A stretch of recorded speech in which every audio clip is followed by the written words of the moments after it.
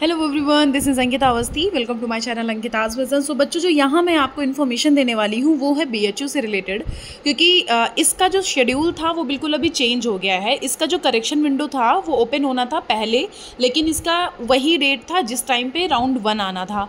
तो correction window की date 5 से 6 हो गई जिस टाइम पे राउंड 1 आना था। तो अब उसका जो मतलब बेसिकली जो उसका पूरा निकला हुआ था कि हाँ इस डेट पे राउंड 1 होगा, इस डेट पे राउंड 2 होगा, इस डेट पे राउंड 3 होगा, तो अब वो प्रोसीजर फॉलो नहीं हो पाएगा जस्ट बिकॉज यहाँ पे करेक्शन विंडो ही 5 से 6 में हुई है, तो थोड़ा सा लेट हो गया है। अब आपको मैं यहाँ पे ये बताना चाहती हूँ कि उसका राउंड 1 कब तक हो सकता है। जैसा कि यहाँ पे देख लो, खुद से लिखा हुआ है कि करेक्शन विंडो जो है ये इसका 5 से 6 में ओपन किया गया था, जिसमें आप करेक्ट कर सकते थे अपने फॉर्म को। और यहाँ पे राउंड 1 जो होने के चांसेस हैं वो हैं 10 से 12 जून के बीच में। 10 से 12 जून के बीच में राउंड 1 की जो मेरिट लिस्ट है वो आ सकती है। अब यहाँ पे कुछ इन्फॉर्मेशन है, उसके बारे में थोड़ा सा ध्यान दे दीजिएगा। अगर आप यहाँ पे जनरल वाले बच्चे हो तो अगर आपके 180 प्लस मार्क्स आए हैं तो यहाँ पे आप फॉर्म फिल कर सकते थे। इसके बारे में मैंने क्लियर किया था। 190 प्लस अगर आपके वैसे ही हैं तो आपको यहाँ पे एडमिशन मिलने के चांसेस हैं। EWS हो तो 170 से ले सकते हो, 170, 180, 190, 200। वैसे तो कट ऑफ तो हाई जाएगी, मतलब 232 ऐसे समथिंग जा सकती है। इस बार 300 के अकॉर्डिंग हो रहा है, तो उसके अकॉर्डिंग अगर हम बात करेंगे तो क्या पता 200 मतलब कम हो जाए थोड़ी सी, तो मतलब बहुत कम मार्क्स वाले बच्चों को भी यहाँ पे चांसेस हो सकते हैं। ठीक है, तो पूरी तरह से बिल्कुल लो में मत चले जाना, क्योंकि यहाँ पे स्पॉट काउंसलिंग भी होती है। तो अगर बिल्कुल लो में चले जाओगे तो स्पॉट काउंसलिंग में ये लोग किसको एडमिशन देंगे, है ना। तो यहाँ पे जो EWS और जो ये जनरल कैटेगरी है, बेसिकली इनके अगर आपके 170 के ऊपर, मैं इवन 170 भी नहीं 180 के ऊपर अगर लेना है UR और अनरिजर्व ये सॉरी जो EWS वाले बच्चे हैं तो आप ले सकते हो। तो उनके ऊपर वाले जितने भी बच्चे होंगे तो उनके चांसेस हो सकते हैं यहाँ पे एडमिशन होने के।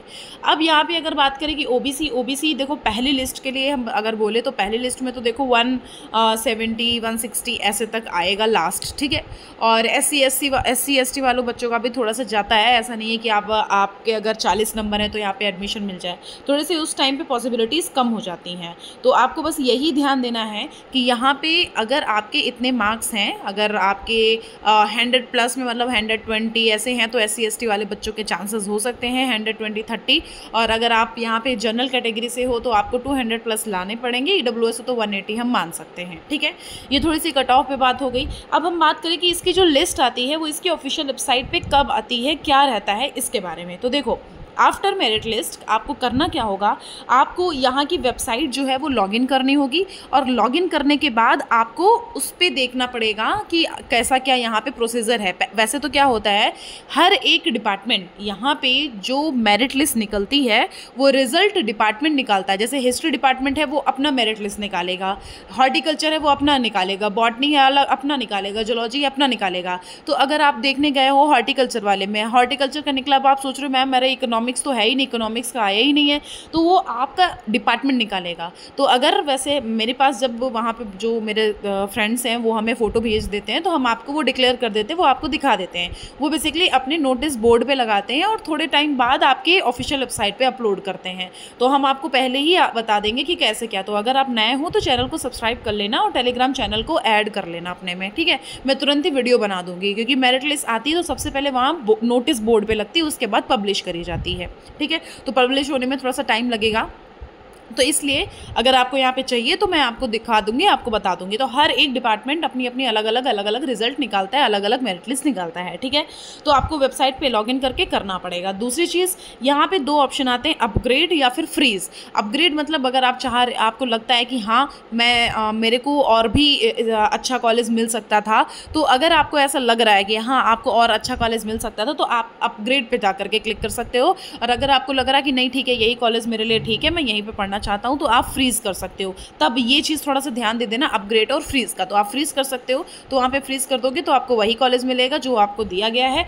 जिसमें आपका नाम आया है। और अगर आप अपग्रेड करना चाहते हो तो आप मतलब थोड़ा सा हायर लेवल पे पहुँच जाओगे, मतलब हायर वाले कॉलेज में अगर जाना चाहते हो तो अपग्रेड कर सकते हो। ठीक है, ये इन्फॉर्मेशन हो गई। अब अगर आप ये बात करना चाह रहे हो कि मैम हमें कैसे ये कन्फर्म होगा कि फर्स्ट मेरिट लिस्ट के बाद करना क्या है, तो जब भी वहाँ पे आएगा डिपार्टमेंट अपनी मेरिट लिस्ट क्लियर करती है तो उसके उसी मेरिट लिस्ट में लिखा होता है कि आपको नेक्स्ट प्रोसीजर करना क्या है, फीस कैसे सबमिट करनी है, आगे का प्रोसीजर क्या है, हर एक चीज़ वो लोग क्लियर कर देते हैं। और यहाँ पे जो मेरिट लिस्ट आती है वो आती है कैटेगरी वाइज, ठीक है। जैसे कि हमने बोल दिया किसी बच्चे का नाम आ गया, नाम आने के बाद उन्होंने अपना आपका फॉर्म नंबर लिख दिया, फॉर्म नंबर लिखने के बाद अपने मार्क्स लिख दिए। इसमें क्या है, इसमें कैटेगरी वाइज लिस्ट निकलेगी, कैटेगरी वाइज आपकी मेरिट लिस्ट यहाँ पे डिक्लेयर करी जाएगी BHU से, ठीक है। तो ये चीज़ थोड़ा सा यहाँ पे ध्यान देने वाली चीज़ें थी, जो मुझे पॉइंट्स ठीक लगे थे वो मैंने बता दिए। और मेरिट लिस्ट 10 से 12 जून के बीच में आने के चांसेस हैं, ओके। और नेक्स्ट अपडेट चाहिए तो आप हमारे चैनल को सब्सक्राइब कर सकते हैं, क्योंकि आप खुद से गो थ्रू करके चैनल में देख लीजिए। मैं ऑलमोस्ट सारी नई नोटिस देती रहती हूँ, जो भी कॉलेजेस हैं, कितने कॉलेज अभी बचे हैं, जितने भी लो मार्क्स वाले बच्चे हैं वो हमारे वीडियो ज़रूर देखेगा। मैंने ऑलमोस्ट उन सब बच्चों के लिए भी बताया कि कौन सी यूनिवर्सिटीज़ हैं जिसमें अभी भी रजिस्ट्रेशन होने के चांसेस हैं, रजिस्ट्रेशन की डेट चल रही है। और अगर तब भी कोई कन्फ्यूज़न है तो हम 10 से 12 जो है, मैं रात में आती हूँ लाइव, तो आप उसमें कोई भी क्वेश्चन पूछ सकते हो, मैं सबके क्वेश्चन वहाँ पे सॉल्व करने के लिए ही आती हूँ, okay. So thank you so much everyone, take care.